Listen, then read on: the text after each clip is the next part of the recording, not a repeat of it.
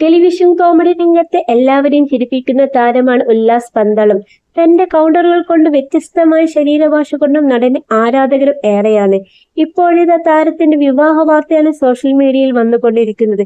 Malappuram Areekode panchayat vice പ്രസിഡന്റും അഭിഭാഷകയുമായ ദിവ്യയെയാണ് ഉല്ലാസ് ജീവിത പങ്കാളിയാക്കിയത്. ക്ഷേത്രത്തിൽ വെച്ചായിരുന്നു താലിക്ക്. അടുത്ത ബന്ധുക്കളും സുഹൃത്തുക്കളും മാത്രമായിരുന്നു വിവാഹത്തിൽ പങ്കെടുത്തത്. വിവാഹത്തിന്റെ ദൃശ്യങ്ങൾ സുഹൃത്തുക്കൾ പങ്കുവച്ചിട്ടുണ്ട്.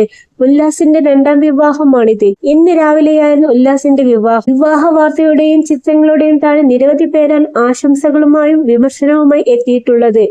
2022 ഉല്ലാസിന്റെ ആദ്യ ഭാര്യ ആശ മരണപ്പെടുന്നത്. ആത്മഹത്യയായിരുന്നു. വീടിന്റെ 1-ാം നിലയിൽ തൂങ്ങി മരിച്ച നിലയിലാണ് ആശയെ കണ്ടെത്തുന്നത്.